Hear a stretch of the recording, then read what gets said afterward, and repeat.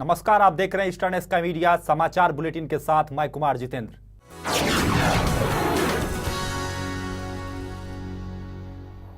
अरुणाचल प्रदेश में छठी विधानसभा के पहले सत्र के तीसरे दिन विपक्षी पार्टी भारतीय जनता पार्टी ने सरकार से मांग की है कि पिछली विधानसभा भंग करने के कारणों को सरकार स्पष्ट करे और श्वेत पत्र जारी करे।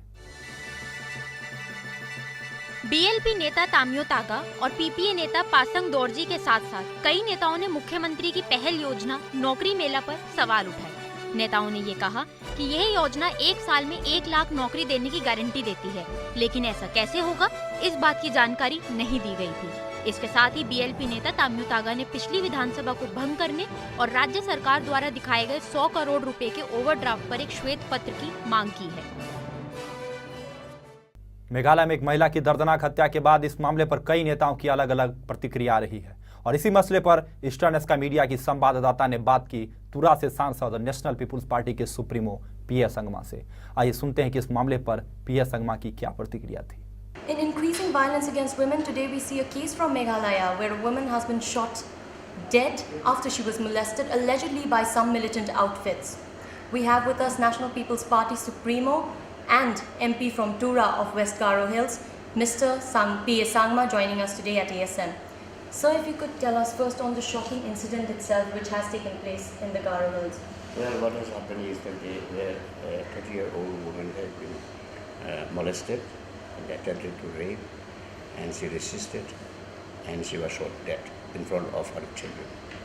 I salute this woman for her character, for her moral, and it's a very horrific thing, and it's a very, very shameful thing. I feel myself ashamed of my own state that such things can happen. But this is not the isolated case. The crime against women in Meghalaya, as in the case of other parts of the country, have been increasing. There have been instances of, girls who have been raped in the police station itself by the officer in charge. That also in the village of the chief minister himself. So it is a very shameful thing. Sir, and this is being allegedly done by a militant group. So do you think, there's a rising case of such militant groups and there's a failure to check these groups? Yes, one of the worries that we have is the mushroom growth of militant outfits in the distant past in Meghalaya. Unofficially, we have got about 22 militant outfits in Garo Hills itself. And why it is happening, and why government is not preventing? Why they are not taking any steps to prevent it? I know one of the main reasons our boys and girls are joining the militant group is because of unemployment. And how to solve the unemployment? In order to solve the unemployment, we have to generate employment opportunities for which development is required.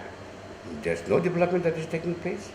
So how do you wish to, in your personal capacity, intervene in such situations and send a strong message probably to the state government to prevent such atrocities? I know whatever I do, whatever I say to the state government, they will never listen to it. I know it very well. State government will not act. The only way left for us, or for me, is to approach the central government. I have sought an appointment with the Home Minister. As I told you, delegation have met the Minister of State Home. I have personally apprised the Prime Minister on 30th of this month, before this particular incident happened. I have briefed the Prime Minister. Parliament session is coming, and when Parliament session comes, I will certainly articulate the feelings of the Garo Hills people in the Parliament. How will such atrocities be addressed in the case of such rising incidents of violence in Meghalaya is left to be seen, especially as there seems to be a rift between the state and the center. Itanagar और नाहरलगुन के बीच तेज रफ्तार ने 4 लोगों की जान ले ली। Overtake करने के चक्कर में गाड़ी 30 फुट गहरी खाई में गिर गई। गाड़ी में 6 लोग मौजूद थे, जिसमें से 4 लोगों ने तो मौके पर ही दम तोड़ दिया और 2 की हालत गंभीर है। दोनों को नाहरलगन के आरके मिशन और राज्य अस्पताल में भर्ती करा दिया गया है। पिछले कुछ महीनों में ऐसी दुर्घटनाएं काफी बड़ी हैं, जिसके चलते कई लोगों को अपनी जान तक गंवानी पड़ी है। प्रशासन को ऐसे लापरवाह चालकों के खिलाफ सख्त कार्रवाई करनी चाहिए और साथ ही भविष्य में ऐसी घटनाओं से बचने के लिए महत्वपूर्ण कदम उठाने चाहिए। गोपीनाथ मुंडे की अंतिम विदाई बड़ी बेटी पंकजा ने दी। गोपीनाथ मुंडे को मुखाग्नि। लोकसभा में गोपीनाथ मुंडे को दी गई भावभीनी श्रद्धांजलि। दिल्ली में सड़क हादसे में दिवंगत हुए केंद्रीय ग्रामीण मंत्री गोपीनाथ मुंडे का पार्थिव शरीर कल बीड स्थित उनके पैतृक गांव परली में पंचतत्व में विलीन हो गया। बीजेपी के कई दिग्गज नेताओं, महाराष्ट्र के मंत्रियों, विधायकों और हजारों समर्थकों की मौजूदगी में पूरे राजकीय सम्मान के साथ उनका अंतिम संस्कार किया गया। अंतिम संस्कार में लाल कृष्ण आडवाणी, राजनाथ सिंह, सुषमा स्वराज, नितिन गडकरी, प्रकाश जावड़ेकर, शिवराज सिंह चौहान और रमन सिंह समेत बीजेपी के कई बड़े नेता मौजूद थे। दिल्ली में 16वीं लोकसभा की बुधवार को शुरू हुई पहली बैठक में गोपीनाथ मुंडे को श्रद्धांजलि देने के बाद लोकसभा दिन भर के लिए स्थगित कर दी गई।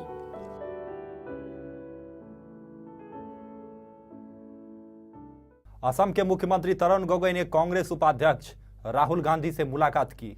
इस मुलाकात के बाद ऐसे कयास लगाए जा रहे हैं कि असम कैबिनेट में फेरबदल किया जा सकता है। लोकसभा चुनावों में असम में कांग्रेस के खराब प्रदर्शन के बाद आंतरिक विद्रोह का सामना कर रहे मुख्यमंत्री तरुण गोगोई ने मंगलवार को कांग्रेस उपाध्यक्ष राहुल गांधी से बात की। कांग्रेस की 3 सदस्यीय समिति ने असम में पार्टी के हालात पर चर्चा की, जिसमें वरिष्ठ पार्टी नेता गुलाब नबी आजाद, सीपी जोशी और मोतीलाल वोरा शामिल थे। असम में राजनीतिक संकट से निपटने के लिए कुछ दिन पहले समिति बनाई गई थी। पार्टी के वरिष्ठ नेता इस नतीजे पर पहुंचे कि असम सरकार के मंत्रिमंडल में फेरबदल की जरूरत है, ताकि प्रदेश कांग्रेस कमेटी में दरार रोकी जा सके।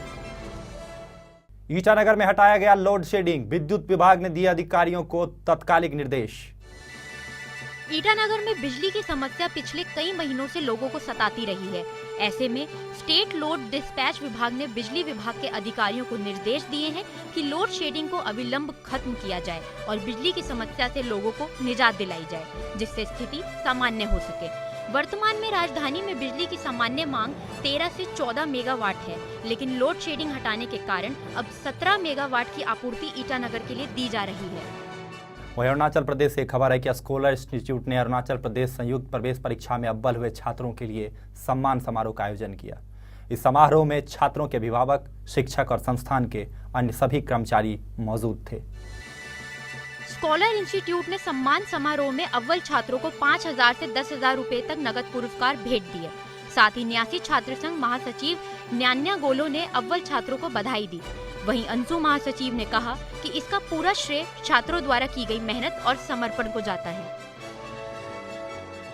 अरुणाचल प्रदेश में कानून व्यवस्था बिगड़ती रही है और इसके हालात यह है कि ईटानगर में लोगों की सहायता करने के लिए बनाए गए पुलिस बूथ अब बेकार सिद्ध हो रहे हैं। स्टोर रूम की तरह इस्तेमाल में लाए जा रहे हैं पुलिस बूथ।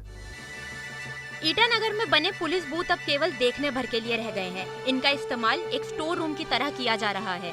ईटानगर के सी सेक्टर में बने पुलिस बूथ को सब्जी वाले सब्जी रखने के लिए इस्तेमाल में लाते हैं। बूथ की हालत बेहद ही खस्ता बनी हुई है और हैरानी की बात तो ये है कि किसी को भी इसकी सुध नहीं है। राज्य सरकार हमेशा राज्य में कानून एवं सुरक्षा व्यवस्था की स्थिति में सुधार लाने के वादे करती है, लेकिन स्थिति क्या है ये किसी से नहीं छिपी है। आज के समाचार अंक में फिलहाल इतना ही। नमस्कार।